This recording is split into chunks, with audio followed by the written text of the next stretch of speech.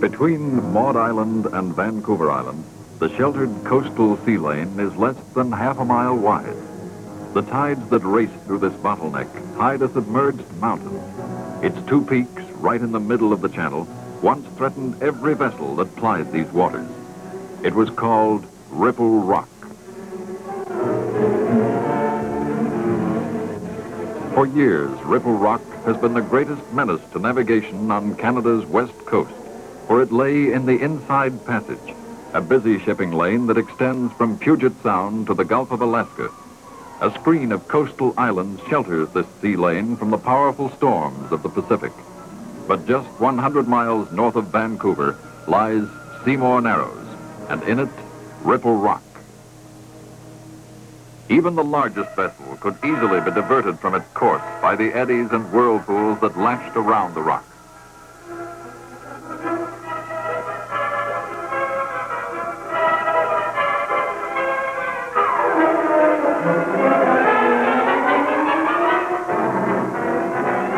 Except for those with intimate knowledge of the Narrows, mariners were advised to enter only at slack water.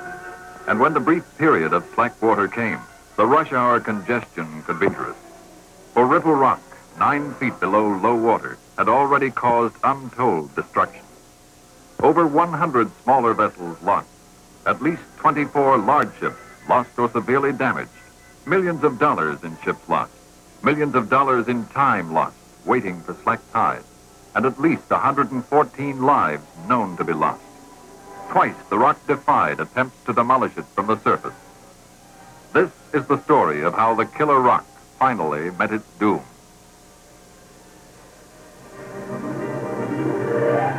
In 1954, the Department of Public Works decided on a new approach to the problem.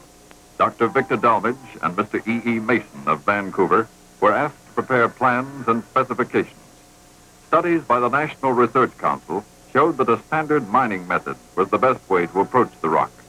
This would involve sinking a shaft from Maud Island, drilling a horizontal tunnel below the channel bed out to the center of Ripple Rock, raising a vertical shaft to each of the 2 pinnacles, and finally a system of small tunnels or coyote drifts for the placing of explosives. Early in 1955, contracts were awarded to 2 Vancouver companies for the completion of this job. Seymour Narrows was to be the scene of one of the largest man-made blasts in history outside of atomic explosions.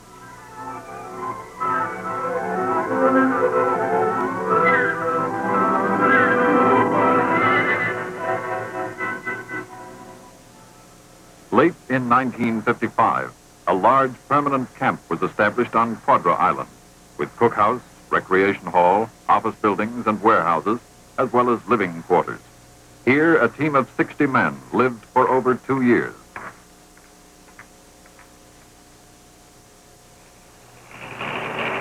A head frame was erected over the mine shaft on Maud Island, to the east of Ripple Rock. Naturally, the site attracted a good many interested visitors.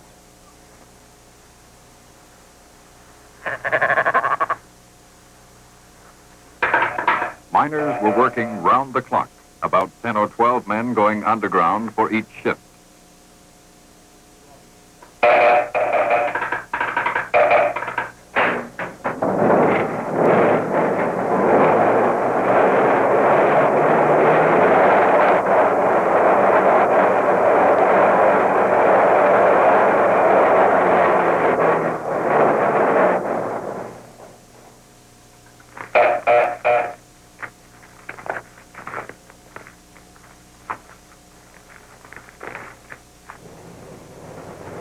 .500 feet down, the tunnel would run about 2,400 feet altogether to positions under the pinnacles.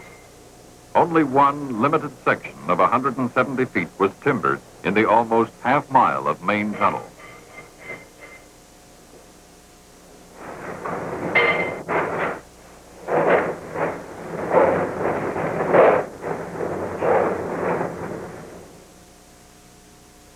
The rock proved sound, and the schedule was maintained.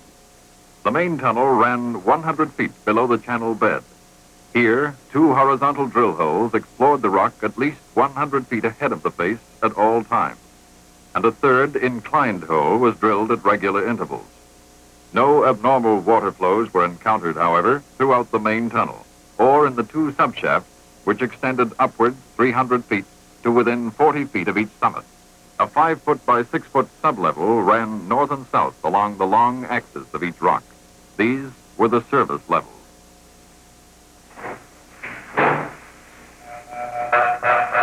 At the bottom of each subshaft was a cage that carried miners up to the sublevel. At every stage of the job, special safety measures protected the miners. In each sublevel, there were steel emergency doors. These would close automatically if the tunnels ever flooded.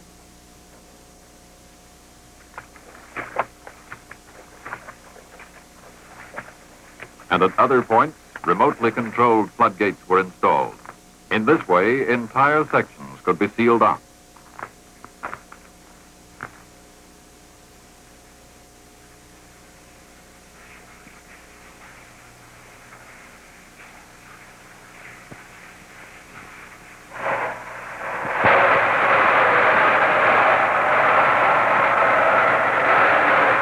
And drillers carefully investigated the rock around and above them.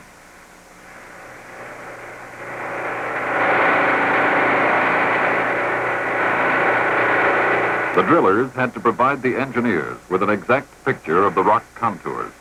The original examination of the contours, based on echo soundings made in 1944, did not reveal some of the sharper topographical features.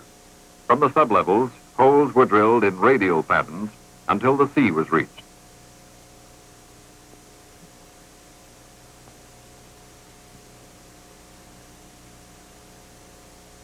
Working from known positions, drillers would drill each hole to breakthrough, a breakthrough to the sea.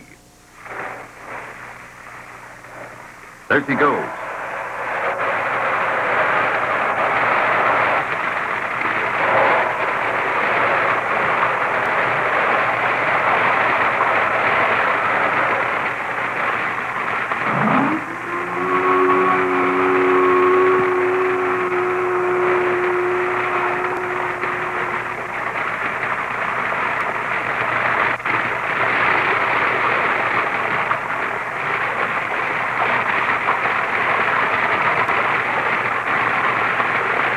A specially designed rubber plug was attached to the drill steel.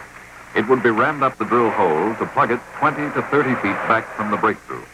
Turning the drill steel tightened the bolt inside the plug, expanding the rubber casing into a tight seal.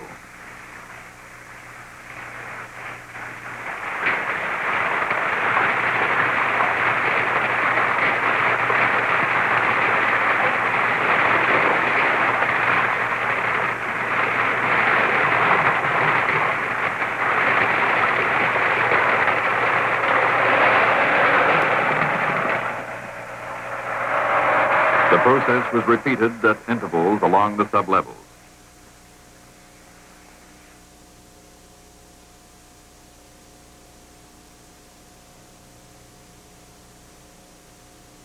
Working closely with the consulting engineers, the technical experts of the explosives manufacturer now took the most critical step. Specifications called for removal of the rock to a depth of 40 feet. They had to calculate the location of small tunnels, or coyote drifts, for the placing of explosives, and they had to calculate the quantity of explosives needed. Because this was an underwater blast, 10 times more explosives were required to break up and disperse the rock than would be required for an equivalent burden in air. The total amount of rock to be broken was 368,000 tons. The amount of water to be moved was 317,000 tons. Total amount of explosives, 2,756,000 pounds. This would be blasted in one shot, beginning at the outer edges. Ideally, it would be broken fine and dispersed in the channel on either side of Ripple Rock. A tall order, especially since the whole operation was without precedent. Engineers and surveyors constantly checked to see that the coyote drifts were driven exactly as specified. The 4-foot by 5-foot drifts had a minimum of 45 feet of rock between them and the sea. Here is where the explosives for the final blast would be stacked.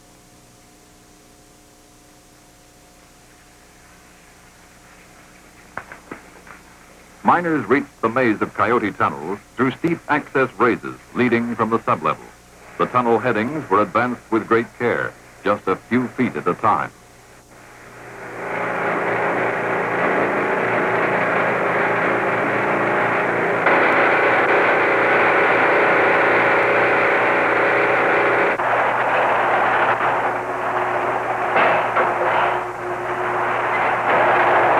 No time was lost in moving the broken rock away from the headings.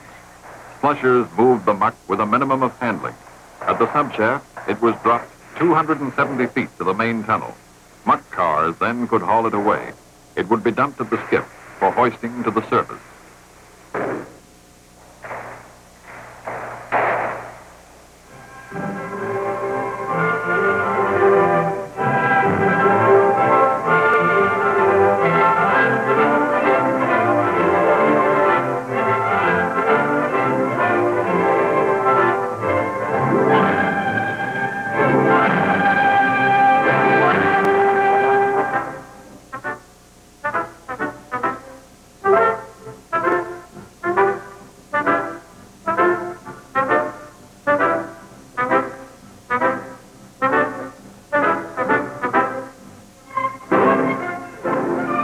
Before the explosives were loaded onto the Twin Peaks, scientists began to arrive at Maud Island, preparing to observe and record the effects of the Ripple Rock blast. Seismologists from the Dominion Observatory obtained the help of the Royal Canadian Navy in what was to be an International Geophysical Year project. Navy depth charges were dropped in the Ripple Rock area to help seismologists measure the thickness of the Earth's crust and anticipate the degree of vibration set up.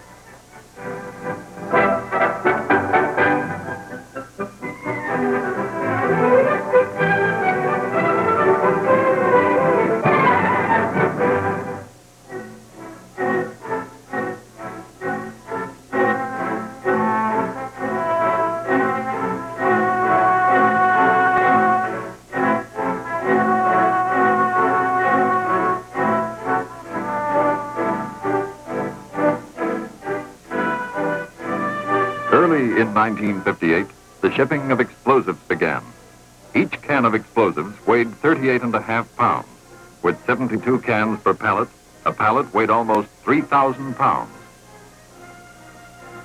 The explosive used was Nitromex 2H, one of the most powerful blasting agents ever developed. Full experts were on hand to supervise the loading.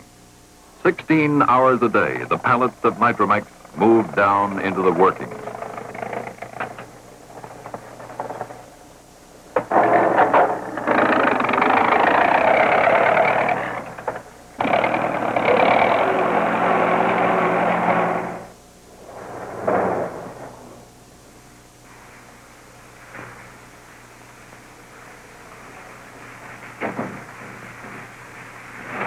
This blasting agent was chosen for its exceptional strength and rock dispersal properties.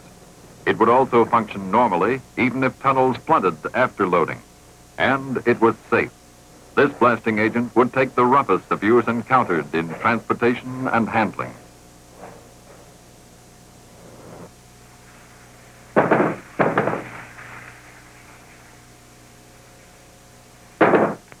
At the bottom of the subshaft, pallets were broken down into half loads. Each half pallet load was numbered and destined to a specific place in the pinnacle.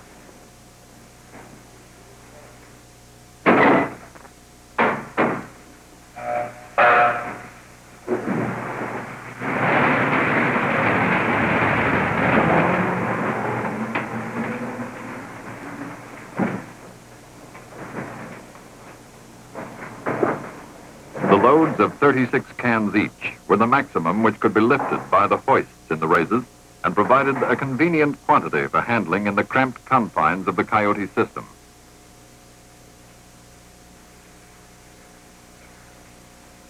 The cans were hoisted with a supplementary lift to the highest points of the system.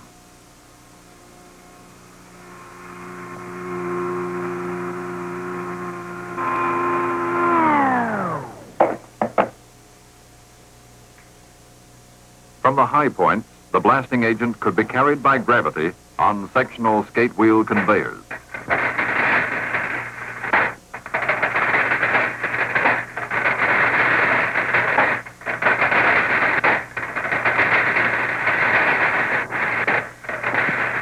conveyors extended to the lowest point where loading was started. Sections of conveyor could then be removed as the drifts were loaded.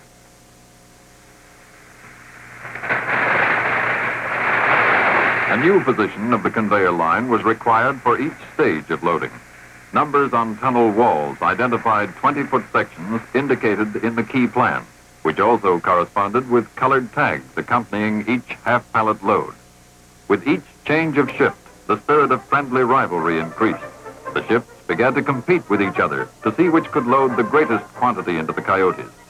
An average of 64,000 pounds per shift was loaded into the Coyote drift.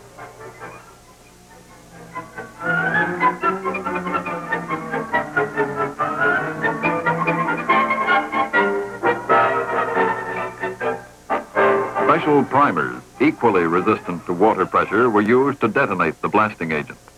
Placed at 20-foot intervals along the system, the primers were connected by cross ties between two continuous lines of primacord running along the sides of the Coyotes. Primacord is an exploding fuse which detonates at the rate of 4 miles a second. Nuts were tied to convey detonation from the main line of primacord to the branch line and taped firmly in place.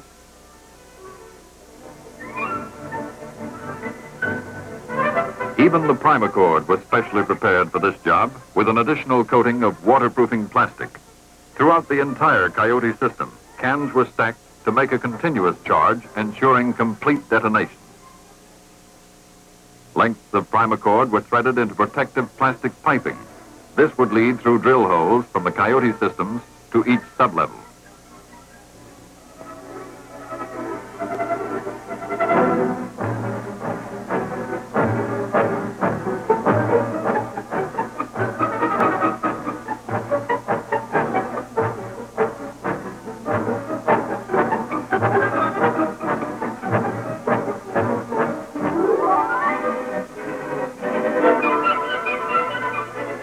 Once loading was complete, bags of sand and gravel could be sent underground for the stemming procedure.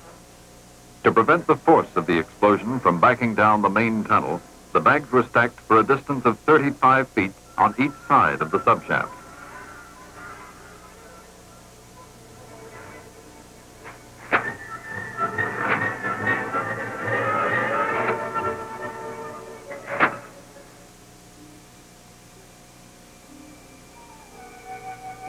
Now came the last major operation, the laying out of the primacord trunk line. 4 continuous lengths of primacord extended from a central point in each sublevel, through the tunnel, and up to the shaft collar. Special spools were designed to carry 3,500-foot continuous lengths of primacord.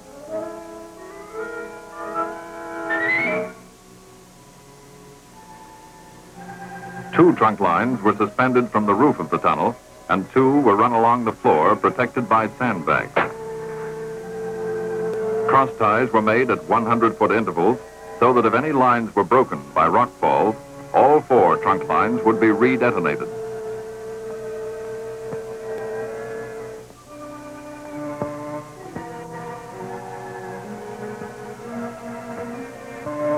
As always, there was checking and double-checking before the final word could be given that everything was ready.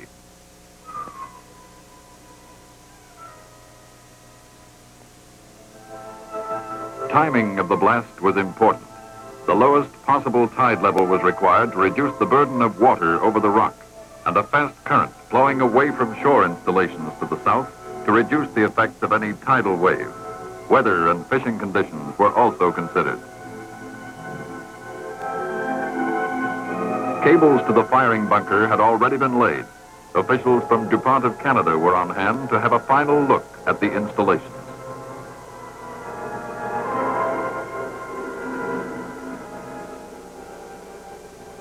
Scientists and the engineers responsible for the blast made their last trip underground. A network of seismograph stations was set up throughout the West. The tremor from Ripple Rock, coming at a known time, would help observatory seismologists measure the thickness of the Earth's crust under the mountains. And just before the blast, fish cages were loaded with specimens by marine biologists who hoped to study possible effects of the blast on various species.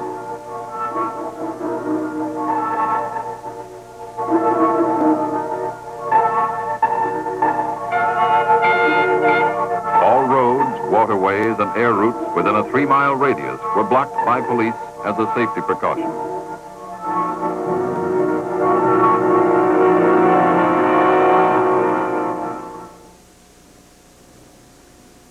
Early on the cloudy morning of April 5th, 1958, a Department of Public Works vessel brings a few engineers and scientists to Quadra Island.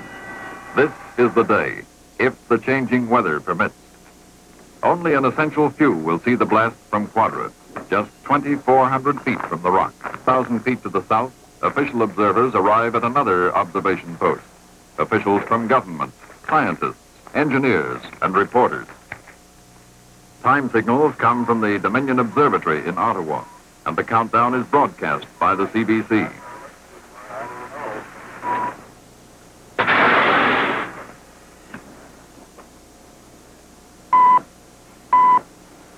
Coming up to blast time now in 30, 29, 28, 27, 26, 25, 24, 23, 22, 21, 20, 19, 18, 17, 16, 15, 14, 13, 12, 11, 10, 9, 8, 7, 6, 5, 4, 3, 2, 1, fire.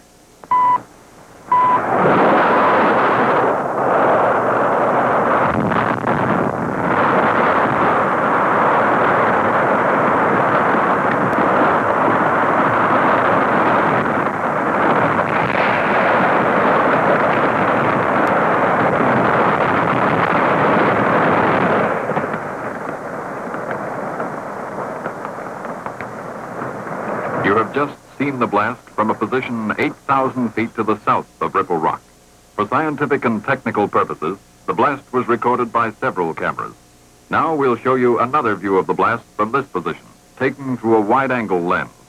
You'll see high-altitude rockets used to measure effects of the air blast. The instant of detonation is signaled by a flash of primacord at the shoreline on the right-hand side.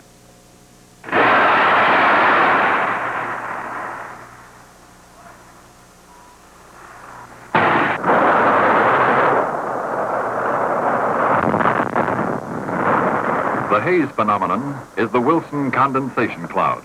Maximum height of 1,100 feet is reached in 7.5 seconds. Wave action in the open water of Seymour Narrows was dissipated before it reached the shore at 7,000 feet to the south.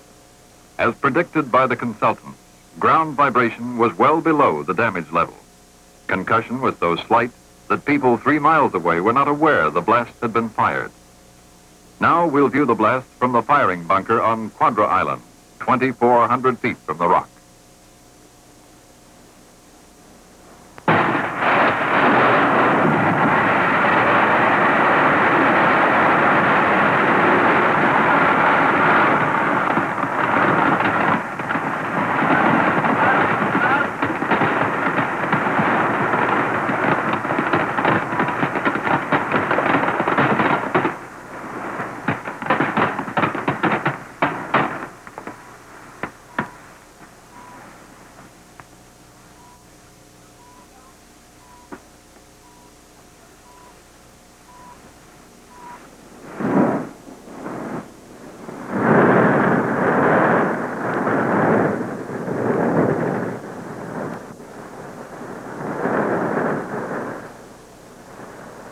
On Maud Island, after effects of the blast were studied by the engineers.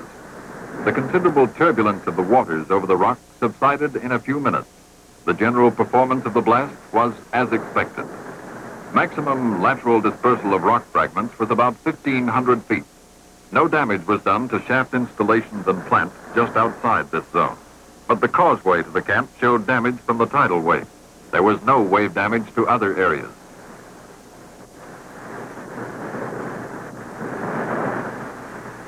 Within a few hours of the blast, a Department of Public Works vessel was on hand to survey the extent of rock removed. The tremor from the blast was successfully recorded at nearly all the seismograph stations. These recorded to discuss the announcement made by the Honorable Howard Green, Minister of Public Works. Surveys show the blast was successful. The team of experts had removed the worst menace to navigation on Canada's coastline. Final surveys show a minimum depth of 45 feet over the south pinnacle and 70 feet over the north pinnacle. Now the largest ships can sail right down the center of the Narrows in safety. For Ripple Rock now rests in pieces on the bottom of Seymour Narrows.